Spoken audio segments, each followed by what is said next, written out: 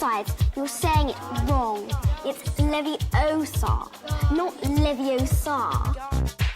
Let's get you out of here, Buzz. Don't you get it? You see the hat? I am Mrs. Nesbit. Snap out of it, Buzz. Look what I got. I got a jar of dirt. I got a jar of dirt. And guess what's inside it? Taking my life, Usul. It is the only way. I'm pointing the way! I've really got to get you out of those clothes. Excuse me? And into a black dress. Tell me, Doctor, do you like the circus?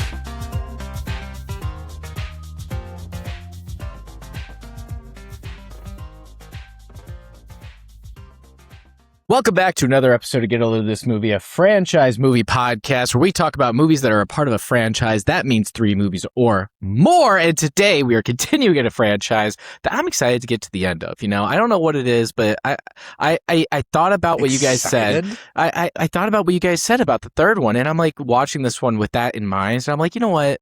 This would have been a nice, clean trilogy if they would have ended it after 3, and that would have been a really good send-off. And so I couldn't, it tainted the way I was watching it. But that is to say, we are watching Toy Story 4 today, continuing our Toy Story adventure, and then we're getting ready for Toy Story 5 coming out in theaters. I had something I wanted to talk about today, but it was about Disclosure Day, and we're going to have a whole movie about that, so I'm going to skip that, and I'm just going to talk about it when we talk about Disclosure Day, because that makes just so much more sense in the world than talking about it during Toy Story 4. It just Talk was about it now. Well, it was just on my mind, so I was like, oh, I'm just going to talk about it because I don't care. But that doesn't make any sense. So do you guys have anything before we get into the podcast? No, nothing particular. I'm Zach. Oh, yeah, sorry, I'm Corey. That's Hey, Zach. what's up? I'm Cole. And that's Hey, what's up? He's Cole. But thank you for listening. On to the call Is the sheets. episode over? Why are you thanking them for listening? Hello. You don't know me, but I know you. I want to play a game. There is only one key to open the device. It's in the stomach of your dead cellmate. You better hurry up. Live or die. Make your choice. I don't know. Not the best start. I've done worse starts in my life, though. But we're going to do a call sheet today. We have a regular 4 questions and a bonus to go through. I was going to have a whole agenda, but I'm saving that. I wrote the questions out, but I'm saving it for Disclosure Day. I have a certain thing I want to talk about. Okay, so we have the regular 4 questions and a bonus trivia today. Are you guys ready? You guys are going to be texting me your answers. Perfect. Let me get my texts are not showing up the way I want them to. Okay, I got them now. Okay, here we go. On to question number 1. This movie came out in 2019, right? Mm-hmm. 2019 had a lot of great movies. This, unfortunately, was not the most popular one that was recorded on Letterboxd by popularity. What is the most popular movie of 2019 on Letterboxd? And that is according to rating and how many people have seen it. So they take both into account for popularity. A little bit more subjective, but it is by the numbers. I have one answer. I have 2. Okay, we're moving on to question. Yeah, you like that one? Question number 2. Don Rickles, who plays Mr. Potato Head, his family wanted his voice to be in the movie, even though he died before the movie came out. So they used recordings from previous installments. What year did Don Rickles die? Yeah. Okay. I have a question, or I have an answer from each of you, sorry. Moving on to question number 3. Tony Hale makes his Toy Story debut in this movie as Forky. But this was not his last Pixar entry. His next Pixar movie was his most popular movie on Letterboxd. What is that next Pixar movie? That is Tony Hale's most popular movie on Letterboxd. I have an answer from Cole. I have an answer from Zach. We're moving on to question number 4. Last one before the bonus. Josh Cooley has a lot of directorial credits for short films in the Pixar world. But what other animated movie that came out in 2024 did he direct? What animated movie in 2024 did Josh Cooley direct. I will say there's really only 2 big ones that he directed, and it was this one and Toy Story 4. We have talked about this on the podcast. This one was kind of a little bit higher one, but I figured, Cole, we've had a conversation about it. I don't know if Zach's seen this movie. I haven't seen this movie, but all 3 of us have definitely talked about this movie. Do I still have a magical game token for a hint? No. That expired eons. No, you have no game token. Yeah, I don't. Yeah, Gonna throw a puck on that? I know mine's not right because I sent one and then you immediately said I haven't seen it, and I was like, the whole gimmick of Wild Robot is that Corey has definitely seen it, and so I know that's not the answer. So I really have no idea. So we have a clear winner, but we're gonna move on to the bonus, and this is of course closest to the bet. I have a new answer. Is it too late? You can throw a puck on that. We'll see if I accept it. Okay, I will accept that as like your answer. Not saying if it's correct or not, but I will accept it as your answer. Moving on to the bonus. This is closest to the pin, so I'm looking for a number. Sitting at an hour 40 minutes, Toy Story 4 is one of the longer ones in the franchise. What is the total runtime for the Toy Story franchise up until the end of Toy Story 4 in minutes? Interesting guess. How could any single guess be interesting with this question? Another interesting guess. Okay, we're moving on. Okay, let's go through these answers. Highest rated movie, 2019 movie on Letterboxd by popularity. Cole, you said Avengers Endgame. Zach, you said Parasite. The answer is Parasite. That is a point for Zach. On to question number 2. Don Rickles, who plays Mr. Potato Head, his family wanted his voice to be in the movie, even though he had died before the movie came out. So they used recordings for previous installments. What year did Don Rickles die? Cole, you said 2018. Zach, you said 2017. This was a close one, but it was 2017. That is 2-0 in favor of Zach. On to question number 3. Tony Hale makes his Toy Story debut in this movie, but it was not his last Pixar entry. His next Pixar movie is his most popular movie on Letterboxd. What is it? Zach, I don't remember what you said. You said Inside Out 2, and Cole, you also said Inside Out 2. The answer is Inside Out 2. That is 3-1 in favor of Zach. On to the last question. Josh Cooley has a lot of directorial credits for short films in the Pixar world, but what other animated movie that came out in 2024 did he direct? Cole, you said nothing. This was a trick question. I didn't find anything. He never directed another animated movie. Zach, you said The Wild Robot, which we talked about, which is not correct. And then you said Despicable Me 4.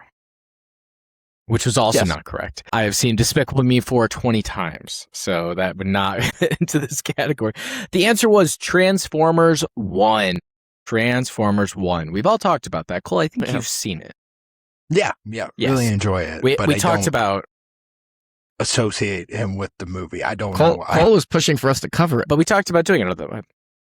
Yeah, I remember that. I was pushing for us to cover it. So, Zach, you won, but let's see. You wanted to do the Bay ones. I wanted to do the ones that the most people have seen, which would be the 3 Bay ones. And then end with Transformers 1. If you guys really wanted to tack it on. But I wanted the clean 1, 2, 3 Shia LaBeouf trilogy. I thought that'd be an interesting discussion. The bonus question. Sitting at an hour and 40 minutes, Toy Story 4 is one of the longer ones in the franchise. What is the total runtime?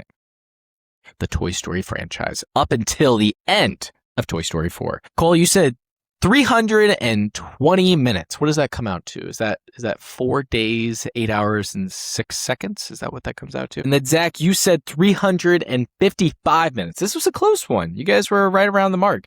The actual answer, even though it doesn't really matter, Zach, you already won, is 376 minutes. Wow. So you guys both undershot it, but neither of you went over. So, Zach, you won that one as well. On to the action. Even the opening scene, there's always some random girl who gets a call that undoubtedly ends up getting her killed. It's also predictable. There's no element of surprise. You can see everything coming. Ah!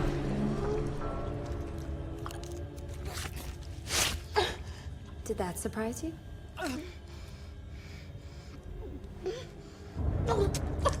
Why? Because you talk too much. Now shut the fuck up and watch the movie.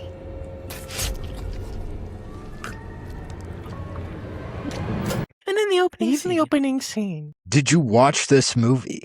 I didn't. No. Well, in a flashback, Woody and Bo Peep part ways when Bo and her lamp are donated. Bo invites Woody to come with her. but he chooses to stay with Andy. Great scene, by the way. Great opening scene. Years later, Andy donates his toys to Bonnie, and Woody struggles because Bonnie barely plays with him. On Bonnie's first day of kindergarten, she creates Forky, a toy made from a spork who believes he is trash rather than a toy.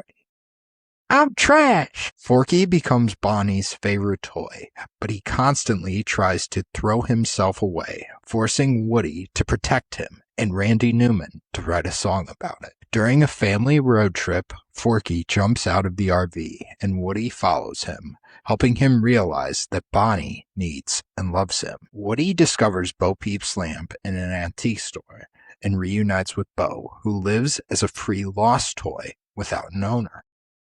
In the antique store, Woody and Forky encounter Gabby Gabby, a doll who wants Woody's voice box to replace her broken one. With the help from Buzz Lightyear, Bunny, Ducky, Duke Kaboom, Canada's greatest stuntman, and Bo, Woody attempts several risky rescues to save Forky from the antique store. Yeah. Woody learns that Gabby... What makes them so risque? Risky, not risque. Take a cold shower, Keithley. Woody learns that Gabby only wants a child to love her. He gives her his voice box, and she is rejected by the girl she hoped would choose her. Later, Gabby finds a new owner by comforting a lost child. After successfully returning Forky to Bonnie, Woody decides not to leave Bo again. He says an emotional goodbye to his friends and becomes a lost toy, traveling with Bo and helping other toys find owners. Beautiful. I did look that up. Throw yourself away. He wrote that song as like for like suicide prevention and then donated a bunch of the profits that he made to... Randy Newman's great. But I was like, when I was thinking of it, I was like, I didn't see it as like a sad song, you know? I saw it more as a goofy song, and so I was like, I don't know if that necessarily fits. I also thought about it as like a really like goofy, like just kind-hearted, like funny song. Like I don't think of like You've Got a Friend in Me as like a goofy song necessarily, but it is like the way like it's written, it's like kind of, it's a fun song. Okay. You know? Yeah. So You've Got a Friend in Me kicks in here at the beginning of this movie after that opening scene. And so two things. I want to set the stage because, you know, we brought this up before in previous Toy Story episodes. Is I saw this in theaters. This is my first time watching this in theaters for one thing here. But I saw this in theaters, just me and my mom. And we were, you know, the oldest mother-son combo in the theater, for sure. In a theater full of mother-son combos. And yes. So two things dawned on me really quick. The first thing, just on a technical level, I was like, wow, this looks incredible. That scene in the rain, that tense sequence in the rain, it just, the animation, it was like this the was... water like rushing over RC. I mean, that is really well done. I mean, this was the Avatar 2 Way of Water of Pixar films for me when it came out. I was just like, this was like, okay, we are quite literally, we got to be close to as good as these could possibly get visually. So like we were talking about like the jump between each movie. I think this jump is like, you compare this one to the first one, it is literally night and day. So like that's the first thing that jumped out at me. So that's a big, strong point of this movie. The second thing is when that You've Got a Friend in Me kicked in right then, even though we had talked about it with Toy Story 3 and like, oh, like, you know, this movie feels like redundant. We don't need I thought the book was closed. You know, do we need another one? And Corey said it at the beginning of the episode too. When You Got a Friend in Me kicked in and we go into that great little montage catching us up, I was like, yeah, this is I'm fine with it. That would just be okay. You know, like that, another Toy Story, that would just be okay.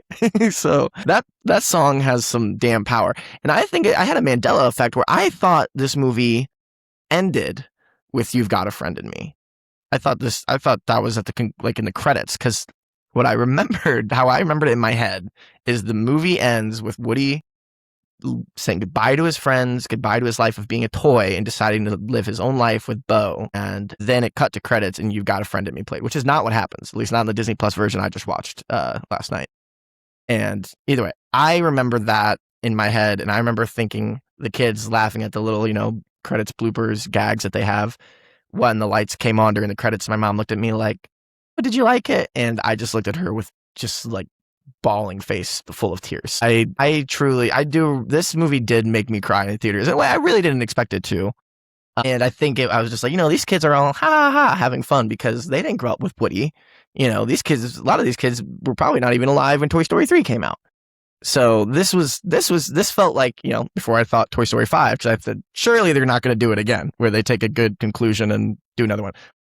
Oops. I thought this was saying goodbye to Woody, and for a reason in my head, I remembered it as You've Got a Friend in Me playing during it, and I just remember being just like hit with just an emotional train wreck in that moment. But that's just how powerful the emotion of it got to me, that it reframed my memory of it. So long story short, good song, and I do think that this ending, this new ending, as it was at the time. Let's talk about it. Without the context that Toy Story 5 is coming, at least for now. Did this ending, because we made a big deal about it, did this new movie justify breaking the ending of the trilogy, as it were, with Toy Story 3 for you? Corey, you're taking a breath, so it looks like you're going to go first. So this ending, I'll be honest, while I was watching it, I was like, I don't know if this necessarily justifies it being made because of how emotional that ending was in Toy Story 3. But I will say the very ending and how they wrapped it up, like in this one, I thought did justify the overall impact that I had, because it did feel like this was Marie, when she was on, she talked about how like the first trilogy could have been Andy's trilogy, and then we have a Bonnie trilogy that's completely separate. But it felt like we had an Andy trilogy, and then this was like Woody finally got to be able to wrap up his story the way he wanted to. And so I thought in that aspect, it really did earn its ending. And I thought that part really hit me emotionally. But the entire time during the movie, I don't know if I felt that, and I know it's like the most important part of a movie is how you feel leaving it. And the way I felt leaving it was like, wow, that's like, I was sad. I was legitimately sad, because it does hit you emotional. I don't know if I was on the verge of tears, like Zach said he was in the theater. The first I think the words were sobbing in public, holding his mom's hand. I wasn't like blowing my nose and like wailing, but tears were going down my cheek. We need to get Beth on the podcast to confirm this story. I remember she was pretty shocked. I remember her shocked face a little bit. Yeah, when the lights came on. Oh, Zach. I didn't like that. What the hell was that about? But I will say, like, okay, I don't know. I didn't dislike Forky. I didn't dislike any of the new characters or anything. It just didn't, like, hit throughout the entirety of it the way the other ones did to me. But the ending, I felt, did justify the, like, what the movie is overall. Did they accomplish everything that they were trying to set out to do? I don't know. But did they hit the last point perfectly? I think so. So I think in that aspect, I'm kind of going back and forth whether or not I want to change my mind and press the buzzer at the end of 3, but I think I would press my buzzer now. You're ending the franchise. You're ending the franchise now. No, at the end of Toy Story 4, I think I would press the buzzer the way it ended. Okay. I will take it now. End it with we have Bonnie will be all right. Woody's going off on his journey, a final farewell between him and Buzz. And Buzz is somehow just the biggest dum-dum in the world all again. Like, I don't know where that came from. Well, okay. Yeah, Corey. So I have a take for that later. Corey, so you were the only one, if I recall, who did not press his buzzer at the end of 3. That's correct. And you were kind of like, you think the final ending, at least for Woody specifically, is, that's a good satisfying ending as well. And satisfying enough to where you are sticking with that to press the buzzer after 4. And you would call it after 4, no Toy Story 5. No Toy Story 5. Right. No. Yeah. So I'm going to go ahead and, because I did hit my buzzer. And even though I knew that I liked Toy Story 4, I was just like, I like the way it wraps up here. I'm going to change my mind and hit the change my mind sounder. Oh, dumb alert. I changed my mind. We fucked up. I'm sorry I was whack. And it is better this way. Look, if I could go back in a machine, I would. But I can't. Because I suck at this. No, I didn't mean it. I think I hear what you're saying, but I don't think you're saying what you mean. Sorry, y'all. It was an accident. Dumb alert. And because you know what, I do agree. I still stand by like what we were saying with Toy Story 3 is the perfect end of the trilogy for the whole group as a set of toys. And I still think that is true. I do think though, for your protagonist, Woody as a character, this is a stronger ending focusing on Woody as a character, I think. Yes. So I think this it continues the journey of a toy with the first one, like, oh, I'm no longer the favorite toy. The second one is like toy's own, decay or mortality. And the third one is just like it's not even like, oh, you're not your kid's favorite toy. It's like your kid doesn't even want toys anymore. It's the third one. And you just have to, it's about moving on to the next stage of your life. And this movie does naturally take that a step further. And toy's purpose in general, that toy's purpose is present in all these movies, but now it's like the autonomy of being a toy. You are a sentient being, and it's like, do you want to live your own life? Like if your duty is done, it's like kind of like the kids are off to college, parent. Now you can finally, do whatever you want, I guess. Time They're out to of the house. adopt. That's it's kind of like where Woody is at here. Like his job is done. He has no purpose or whatever. And I think exploring that aspect with Woody specifically here justifies making Toy Story 4. And so much so that, I'm going to give them the benefit of the doubt, even though I'm skeptical that they could top this ending too, because I think we have two really strong endings in a row here with 3 and 4. I won't hit the buzzer. I'll see what Toy Story 5 is. Let it ride. Yeah. Let it ride. We're at the table. Let's just let it ride. Well, yeah. So Colby, go ahead. Yeah. Well, can I really quick, Cole? Because I want to touch on that point, but like, they have two really strong endings back to back. I agree, and I think this is how you wrap it up for your protagonist of being Woody, and like, okay, he has now come to the conclusion that is how he is going to live his life. I agree with you, and I think that's the way you need to wrap it up, because it feels like moving forward. I mean, I can only base what I've seen on 5 on the trailers, and I know we can't press our button based on the ones moving forward. We have to base it off like, do we want any from what we've seen? I press on what I got moving forward sometimes. But like looking at what we have moving forward, it looks like they're kind of like Toy Story for the times that we're in, right? And like how iPad kids are a big conversation, and people are talking about whether it's good for kids, bad for kids, and all this different stuff. And it's like we're talking about that conversation. I think what Toy Story brought to like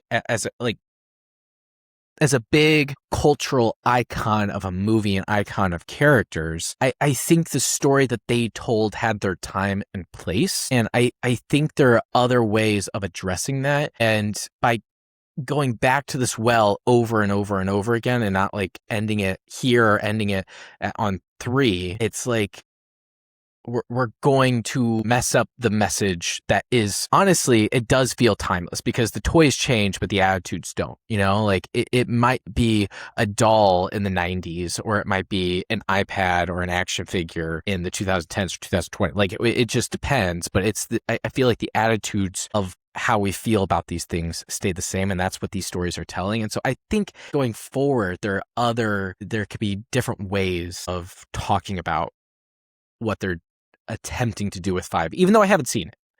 What I'm imagining they're trying to talk about. I think like with Inside Out would be a good example of some like another franchise that they can use to talk about. And I think they do a great job in Inside Out, because they they talk about anxiety, they talk about fear and all those different emotions. And so I think that would be a better outlet to get those stories out if you're kind of picking it up. Because what it is specifically though is like, what is your kid giving attention to? It's not like, oh, your inner emotions. It's like yes. It's where their mind is at. And I mean, I think just back to You've Got a Friend in Me, I just want to get this point across really quick. So Zach mentions how it's used at the beginning of this movie. I immediately watched the trailer for 5 after watching 4, and they use like a kind of slower echoed version of You Got a Friend in Me, and I can feel like chills going down my spine as Tim Allen says to his army of buzzes, our mission on this planet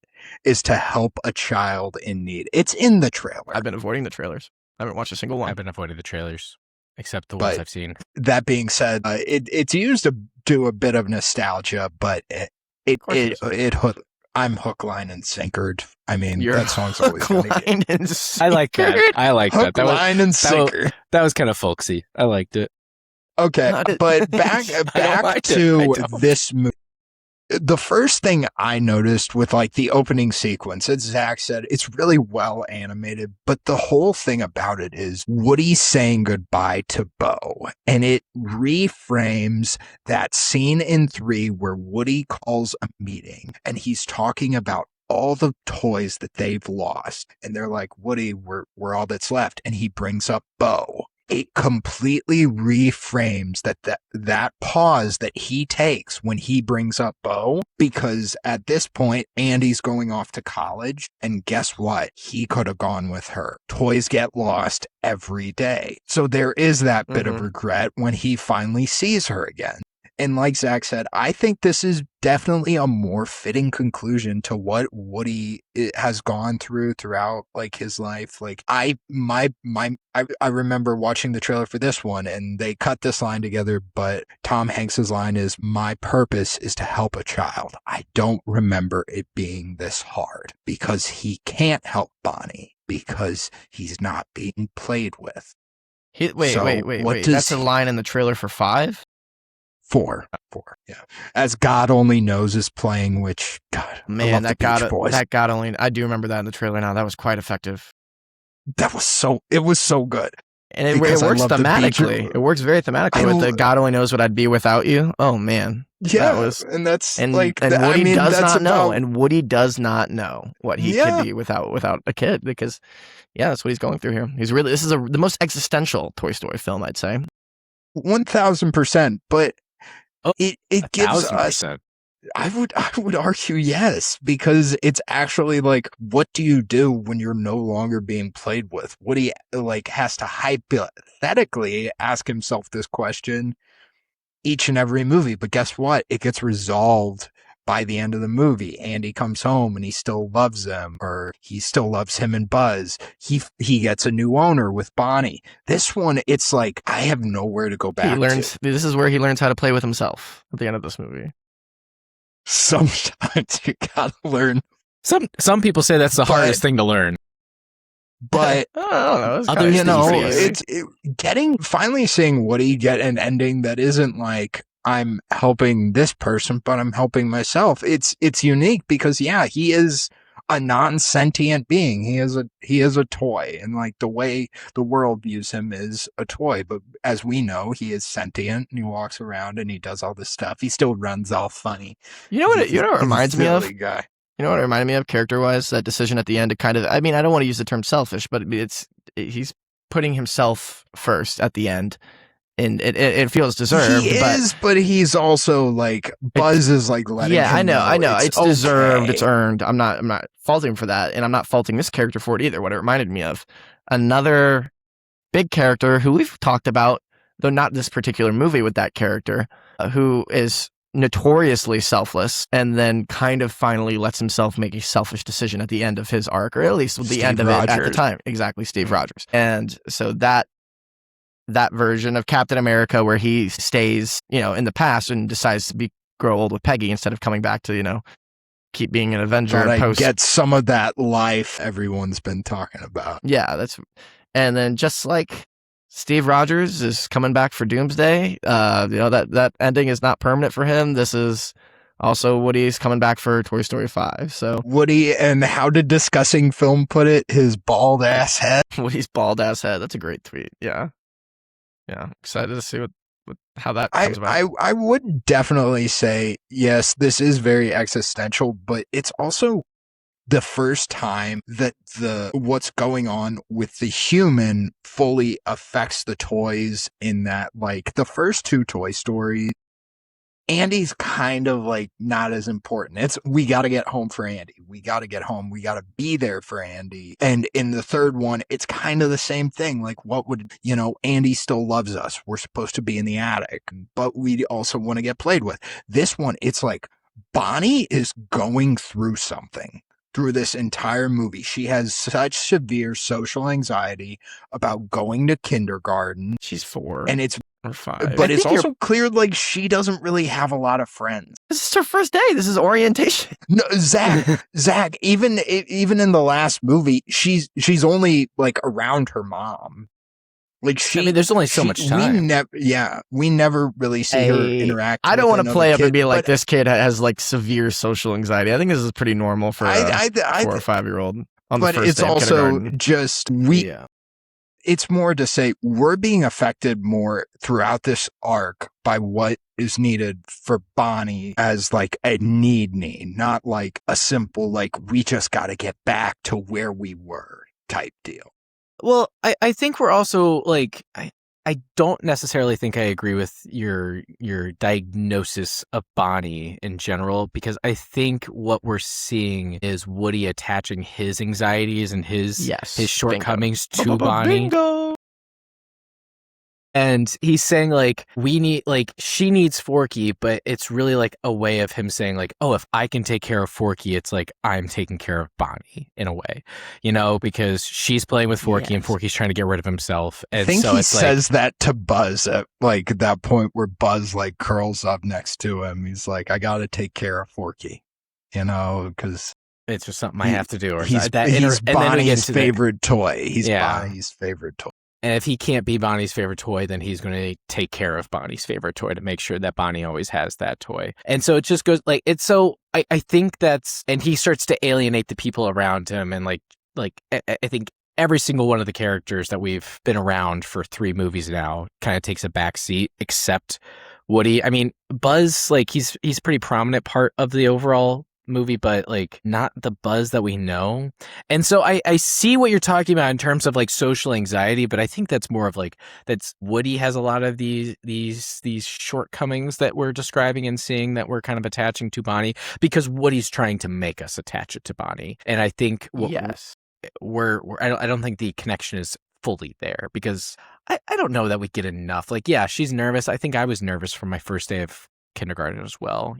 I think we can have my mom back on. She can talk about that whole experience. But I believe I was pretty nervous. I did love her running up to her parents after first day, and she was like, I mastered kindergarten. I absolutely had the exact same thing. I remember where I genuinely thought kindergarten was a 1-day thing, and I got did it. Yeah, I remember having that exact same. Her mom and her dad, the most straight faced you can be. Just no, Bonnie, no, you're going back. This was just crazy orientation. It wasn't even, it's crazy that orientation was a week before school started. I don't know. That's how they weed out the problem kids. You have back to school days, and like I think at Zach's in my grade school we did, what was it, like popsicle social? I do remember the popsicle social. Corey, you made a good point there about like Woody, like Woody attaching his own anxieties there and his purpose or whatever. I think that I thought I heard a giggle. Well, now I'm gonna. I think that is exemplified really well with like him, saying like, oh, Andy needed this or whatever, and he even replaces Bonnie's name with Andy. He's talking to Forky later, and the Dolly or whatever her name says like Bonnie is not Andy. So like that, I think the perfect ending we talked about with Toy Story 3 is like, oh, the cycle starts over. They have a new kid. It's the circle of toy life, and I think this, like I said, it's really taking a look at Woody as a character, and it's like, okay, but he would have some, after being so loyal to Andy for those 3 movies, even if he's accepted that, Andy's moved on and that's the stage where Andy's at in life, being so attached to one kid for so long is not an easy thing to get over. So I do like that we're not just like completely like clean slate, fresh start with Toy Story 4, new problems. It's like, no, this is a direct follow-up from where Toy Story 3 leaves these characters, specifically Woody. So yeah, I think that all the Woody arc stuff is what carries this movie for me. I think that, 100%. And just again, like we said, with how good it looks. Definitely. Forky himself is a fun character, he's a good trash. And I do love the whole idea of this little Frankenstein's monster being breathed life into by being created and loved and played with, and then just the way his eye rolls over, his googly eye rolls over, and then he like gasps into existence. it like I really appreciated that part, and like So, the inclusion of that character in do have general is really like the birth of a toy. You know, like we're touching on things here that we haven't touched on in the previous 3 movies. So it's these movies. When do toys come to life? Like, well, that's sure. I don't think I ever needed that answered, but the whole idea, I like knowing that it's not just in the factory.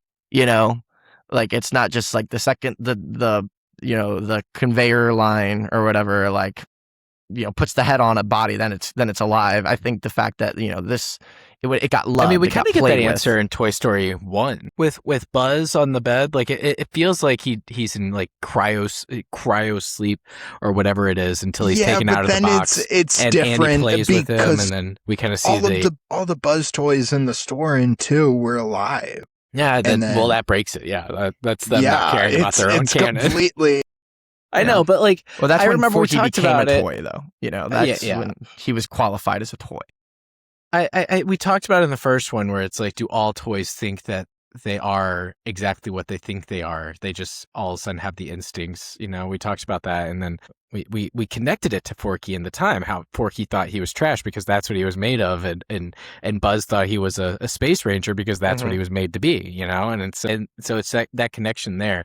But I do like seeing that, and I did like the whole creation of him. I wish we would have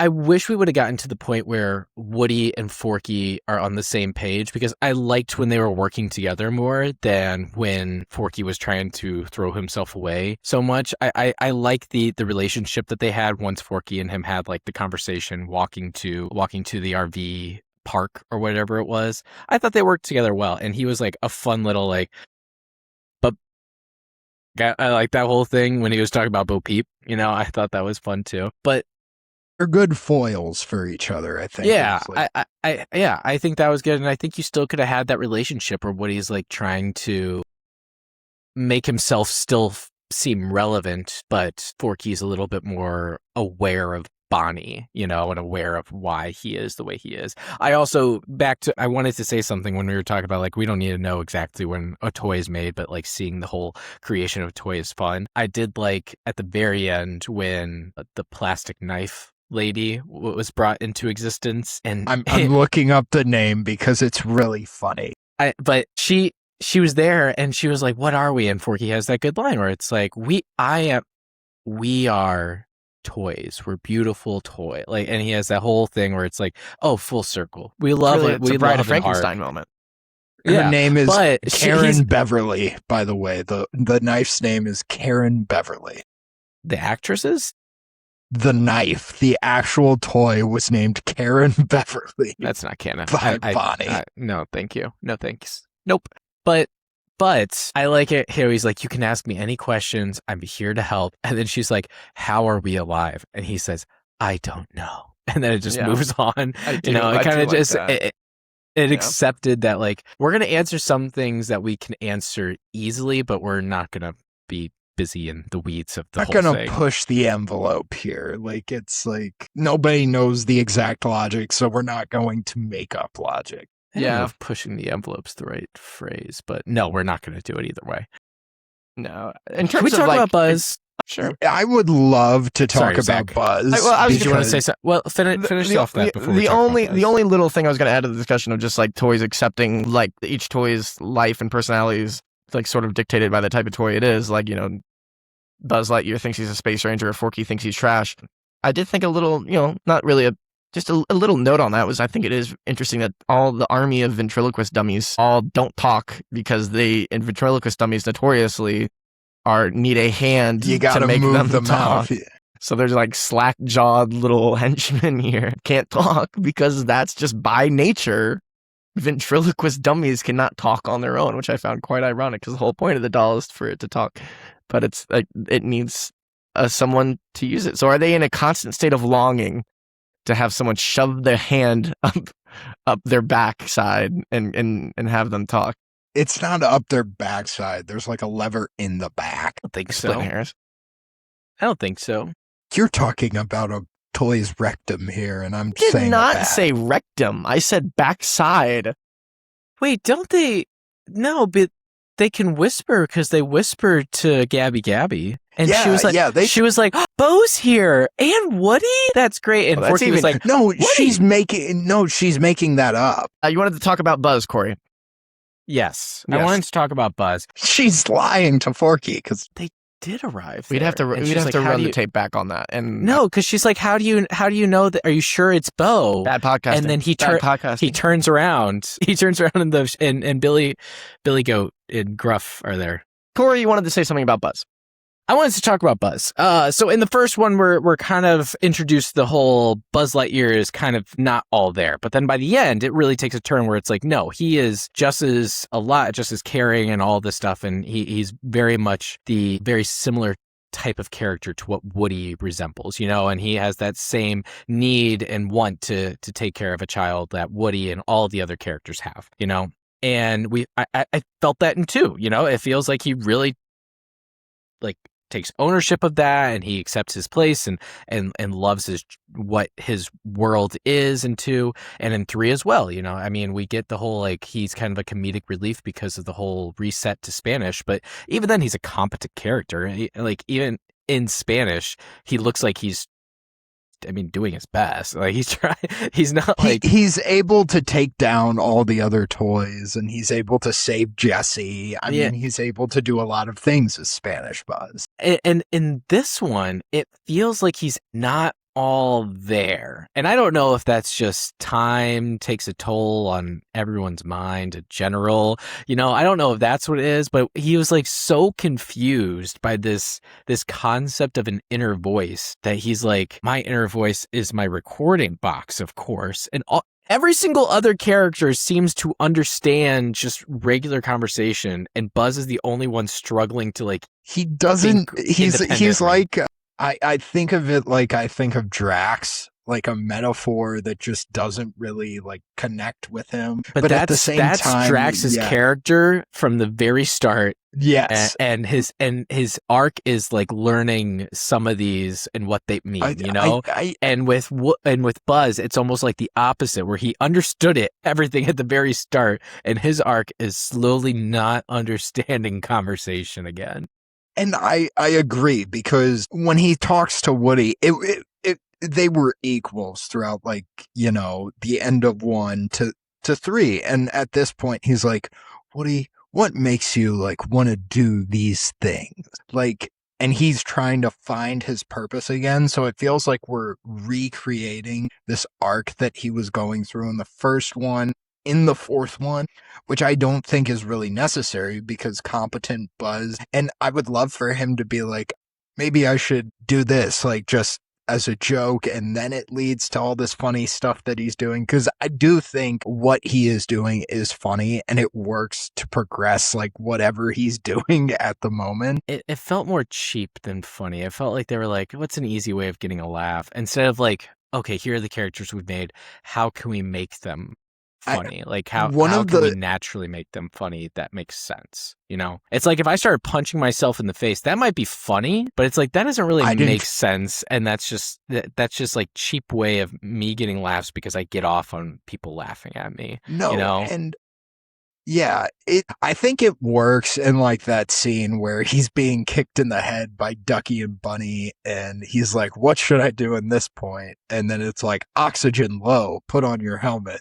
And then he uses that to like trap the foot. I think that works. I don't think the jumping out of like the van just because like it's what your inner voice tells you what to do is like a good use of that. But okay, I have a gentle pushback on this whole complaint, because I actually more or less I pretty much do agree with you. I think it's kind of a dumbed down version of Buzz for this one bit to work, and I do think it's stupid, but I don't think they make him dumb in any other way that makes me be like, what a complete regression for the character. For one thing, I do think talking about the inner voice, you know, that Woody has, that inner voice that's in his conscience. And, you know, you could take it a step further and just like, you know, it's his consciousness. And that's kind of what we're getting into with the whole autonomy of the toys thing. Like, okay, you are still your own person. And that's what, you know, Woody decides to be his own person by the end of the movie. I'm really stretching to justify it here, but this dumb gag is in line with like kind of the themes we're exploring in the movie in terms of like your inner voice and stuff. It's just that Buzz doesn't get it. I pretty much do agree. I think it's kind of silly. But and the one part it did work for me is when he doesn't want to leave Woody or whatever, and he hits his thing, and it's just like return to base, and he hits it again, and it's like fall back, soldier, and it's like he hits it like a million times, hoping for a different answer, and it's always pretty much just like some version of retreat. I do think that's when it worked for me there. But yeah, really, that felt like such a good like time for like a really emotional moment with Buzz, because he starts it off with saying like, or Woody like says we don't leave a toy behind, and then Buzz says like, and you just left me. And there he goes. He just left me behind. Yeah. And totally. It felt like that would have been a really good time for like just to sit with that, you know, where it's like, you're right. Where God, Woody in me. And but he's, not right there. But like just sitting with that, like that line where it's like, Woody, you just left a toy because you're saying like in this and chase then of it turns something. into a and it turns a little bit into a gag of like a sad gag though. But it was a sad gag because he wants something. He wants like something in him to go say chase after Woody, but it's like no.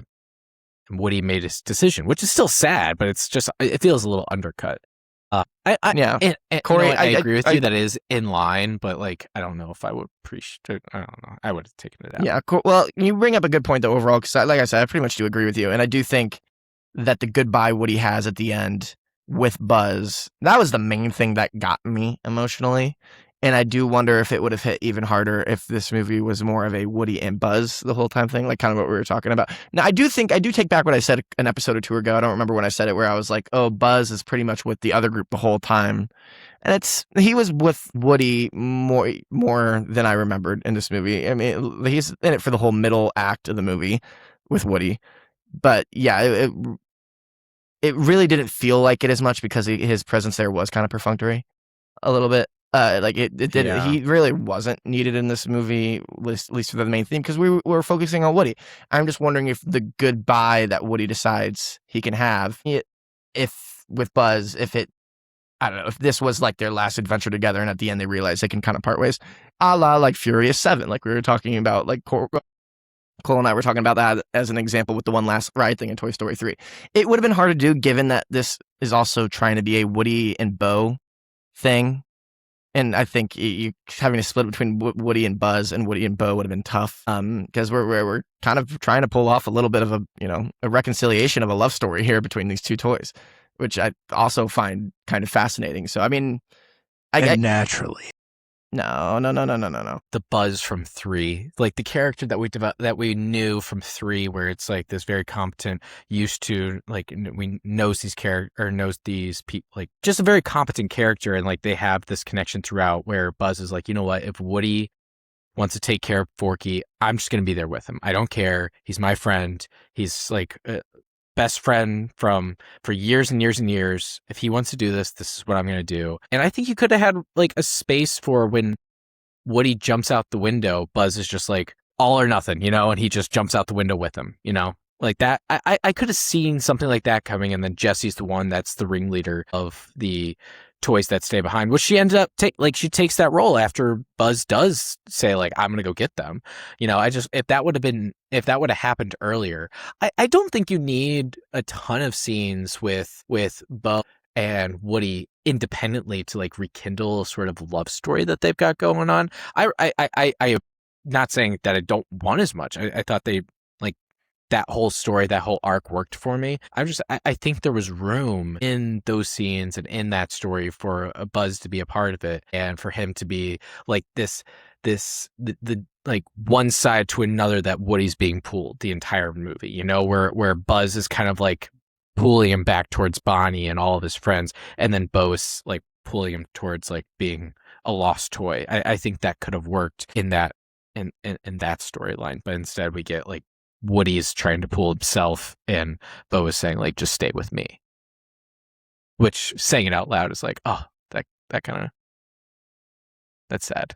Yeah. Well, sorry. I thought it was a good point. I guess Yeah, not. I know. I guess I'll just move on. I agree with you. I didn't mean to. So what do we think of the Gabby Gabby doll as the villain? Because I was a big fan of her, and I think the army of ventriloquists, like I had mentioned earlier, is a fun visual gag. I think it's the right amount of creepy for a little kids movie. Kind of remind me of course, of Slappy the dummy from the Goosebumps book series and the show, and the Jack Black films. I'm sure I haven't seen them, but. Yeah, he's the villain in the first one. It's actually a pretty funny movie. I thought that was a really good choice because her desire is, while like dark enough for like to hit for like adults, like it's light enough for a kid's movie. Like, I want your voice, Woody. It's similar to, dare I say, Get Out, where I knew where you were going. Stephen Bloom is like, some people want this. Nice. I want your eye, kid.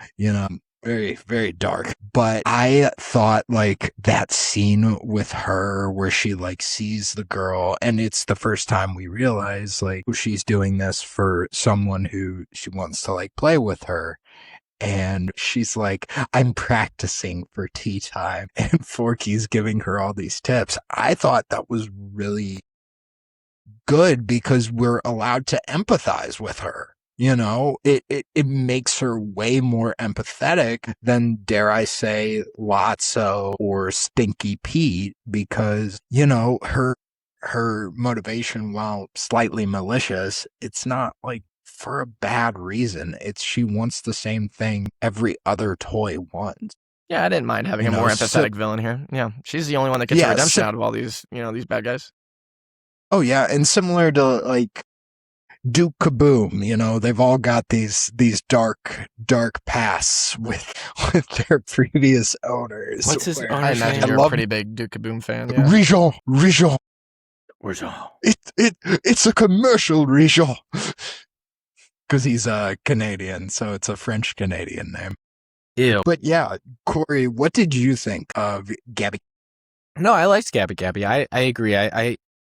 I think showing her redemption arc was showing like what the life Woody was stepping into, where it's like we're helping lost toys get a second chance, and I appreciated that. I don't know if trying to think like if I had to rank all the villains. Is Sid the villain of the? Is that what we decided? Just the toy villains, kind of like an obstacle, but Woody is the one who causes the problem. Yeah, I think I appreciate Gabby Gabby's motivation the most because Stinky Pete just wants to like be seen and be admired, and then you have lots be of in the box. He just wants to be in the box. Yeah, he just and I can't like, I guess, but Gabby Gabby just like she wants a chance at the stuff that Lotso had, that Woody had, that all these toys have had. She just wants the same thing, and she's like becoming desperate, and that's why she ripped the box out of Woody. But I mean, as soon as that happens and she's like, well, that was my last chance, you see like it does become very sympathetic. So I thought she was a good villain, and I liked her whole redemption arc where it wasn't necessarily Bonnie, but there's a kid out there for every toy, and there's a toy out there for every kid. I like that. And so I thought that, coupled with like Woody saying, I'm going to stay behind with Bo, it's like, okay, we see what he's going to be doing, we see where he's going, and how we can say goodbye. And that's also a reason I'm hitting my buzzer as well. I thought that was probably like one of my favorite scenes of the movie, because like Bo and like Woody stop, and they teach her like how to approach this kid, and like be like, you need to do this, you just have to step into the light a little, and it gives this girl enough comfort to where she's able to walk up to an adult at this crowded carnival because she's lost. And she's like, are you lost too? When she looks at the toy, like just like a little kid would. I thought that was so well done, because could you imagine if she walked up to like any other guy in the like any other stranger, and he was like, oh, you're lost, huh? Well, she went up to security, Corey. Well, I know the perfect place where all my lost friends go. That would have been brutal. I can't believe you said that, Cole. Immediate walking back of a bit. Just an immediate walk back. Corey, I think you need to take some time away. What I would give. Zach, but yeah, thoughts on Gabby Gabby. I mean, I don't think you've given any. I don't know. Didn't I start by saying I liked her as a character? I thought you said I liked her. What are your guys' thoughts? But we didn't really hear you speak. Yeah, I don't have like a bunch of thoughts about her. I thought, the macabre imagery of her with her ventriloquist army is fun, and this antique mall, and the way they have to navigate the whole setting of the entire movie, really, between the fair and then this antique mall. Antique store, I should say, with the cat and the old woman that they have to navigate around, and it's a good strong sense of place. Good strong sense of place in this movie. But yeah, I really enjoyed having. She's a good change of pace from the previous villains. With just they all have these tragic backstories, but she's the one that she's still grounded enough to be rationed with, and yeah, I think the payoff to her arc is solid, like you guys were just saying. So yeah. I'm a fan. I'm a fan of that. I will say, I the location for the last two movies, like 4 and 3, I really liked. Like having a preschool room being like the main location, or just a preschool in general being a main location, and then an antique shop being a main location. Like both those speak to different like overall stories, and they're very interesting. And there's a lot of different characters that you can have, and a lot of different stuff you can see. I mean, when you had Andy's room, that was one thing, and he had a lot of toys, and so you can kind of play with that, but. I like that they moved on from that. I can't quite tell what 5 is going to be. Try not to talk about 5 too much, but like I can't quite tell what it's going to be since it looks like it's going to be back in Bonnie's room. But we'll cross that or jump off that bridge when we get to it. Back in Bonnie's room. Anything else before I move on? Not really. I did think the use of the. I thought getting a bunch of new toys was a fun way to kind of lead us away from Bonnie's room. The lost toys were a lot of fun. That's really it. To the awards season. Apparently they strayed off course, and we're fairly certain they're in guerrilla hands. So why don't you use the regular army? What do you need us for? Because some damn fool accused you of being the best. Well, if I'm reading this correctly, it looks like Cole has the first pick. So, Cole, who are you going to pick? You've already picked Randy Newman. You cannot pick Randy Newman again. And you've already picked Tim Allen. You can't pick Tim Allen again. I mean... And you've already picked Josh Whedon and Andrew. You've picked the writing team, so you can't pick the writing team again. Well, if they're different writers. Yeah, but I think the easiest and the best answer is Tom Hanks. You son of a bitch. This is his best voice acting by far, and it works because he's getting a little older, so Woody's voice sounds a little older, and the emotional lines just hit way more. He kills it in this movie more than I would say he did. 3 was like top tier, but this one he took it to a higher level. I do think that this character surpasses Tom Hanks as a film icon for me, in the sense that when I'm watching Toy Story 4, and it's a credit to the writing and the performance and all that, and just how good the movie looks. But Woody, I think of Woody when I'm watching this movie. I don't think of that's Tom Hanks voicing Woody. That's the mark of when you're watching it's a little bit different with animation, but when you're watching a movie and you're like, I'm watching that actor and it's really cool, and not I'm watching that character. I was even thinking about that, I was thinking about that. I don't know if I said it out loud, but in War of the Worlds, I was like, that's Tom Cruise, and it's hard to see past Tom Cruise because that's just such a film icon. And it's just I was just like, well, that's Ray though up there, that really, I understand that character. I have a strong sense of that character up there, and that's what a good actor can do. Even when they're that level of superstardom, they can make you see past that. So Timothée Chalamet and Dune, like Corey kept saying there, I believe that. I see Paul Atreides up there. Yeah, I was thinking about that with Jessie. I don't think Jessie. I think Joan Cusack. She has 3 lines in this picture. She really got the short end. She is going to be the main character in the new one. How can she if Woody is coming back? Let's just let the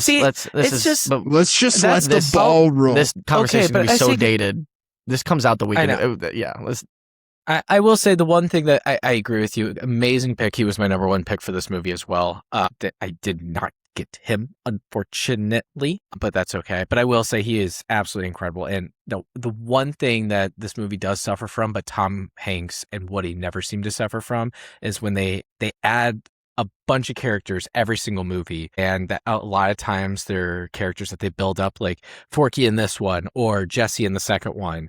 They often take a step back in the next one, and it's like, oh, I really like them. What the heck? And Woody never does. And I think that's a credit to Tom Hanks. I think that's a credit to the character's just belovedness by audiences. So great pick. I'm going to pick Tony Hale as mine as the voice actor for Forky. I thought Forky was a great addition to this because not only do you see, I think as I talked about with Woody projecting his anxieties on it, I think Tony Hale and the voice acting that he does in this really projects like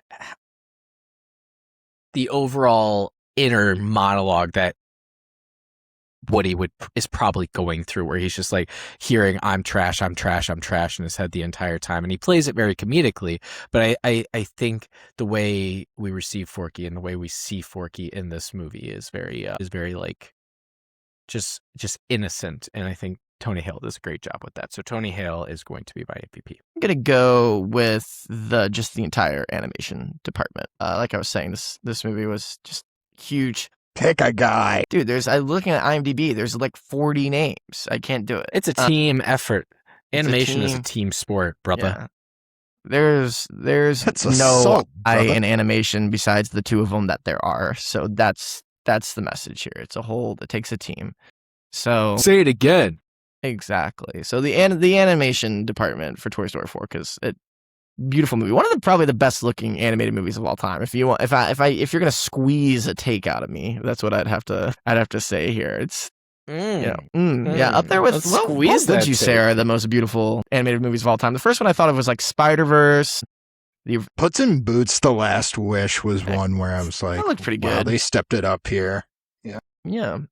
I love the look of Coraline. I think Coraline's a strong contender. I like stop motion though. It scares some people in this I don't chat. Like stop motion. Yeah, I don't like it. It's kind of scary. But I like old animation too. Try to think. The Incredibles 2 looks really, really good, especially with everything that they're doing. I don't know. Good question. Definitely Mad Spider-Verse. God by Phil Tippett. But that's another stop motion one. On to the review section. Says that they insist on outside opinions. What kind of opinions? Well, your kind, not to put too fine a point on it. I mean, let's face it, in your particular field, you're the top minds. Paranormal. Right Willem there. Dafoe. Right there at the buzzer. That's what I was going for. Okay. Cole, what did you think of this movie out of 5? Even at their lowest, these movies still hit in the best way. 4.25 out of 5. 4.25 out of 5. Zach, do you have an I opinion? think this is the lowest I've gone in the franchise. So I gave 2 and 3, both 5. I gave 3 a 4, so I have to adjust accordingly. Toy Story 4 is perfunctory, but not without something to say about its characters. 3.5 out of 5. Boom. Functory. It's the second time I've said it today. Yeah, but you've used it before. Because it's a word. Different. It's not a hard word. I hate going last. No one ever listens to me when I go last. A goodbye, not to your childhood, but a goodbye to the life you used to have, and taking a step into your next chapter. 3.5 out of 5. On to the post-credit scene. You're still here. It's over. Go home. Beautifully efficient. Yeah. Love that. We're just blowing through this. Our next movie that we will be covering is Disclosure Day by Steven Spielberg, coming out in theaters June 12th. Didn't have a 7 in that one. Proud of you. Well, is that right, right, though? It's the truth. It's the truth. It's I'm not guessing. I'm trying to get this right. Is that when it comes out? June 12th. June 12th it will be coming out. I'm seeing it the 11th. Whoa, Zach gets to see it the 11th. That's very exciting. I'm very, very excited. I have a theory about this movie, but I want to talk about that when we talk about this movie. But that's going to be what we cover next. After that, we'll be covering Toy Story 5, which is June 17th, I believe.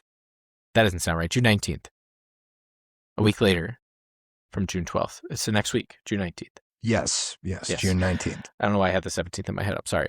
June 19th in theaters. So go check those 2 movies out. Maybe what we do is like a little bit of like a non-spoiler section and like just general thoughts for both of those, and we could do that for like the first 20, maybe 30 minutes, depending on how far we take it, and then we can actually talk about the movie. So if you hadn't seen the movie, you don't know if you're going to see it in theaters, listen to the pod. We'll do a little bit of a spoiler-free section, and then we'll tell you when we're going to get into spoilers, and then you could pause it, decide whether or not you're going to watch the movie. If you're going to watch the movie, pause it, go see it, come back, listen to the rest. If you're not going to watch the movie after what we say, just feel free to keep on playing, and listen to the rest of the pod, because you're not going to see it anyway. So might as well just get it spoiled.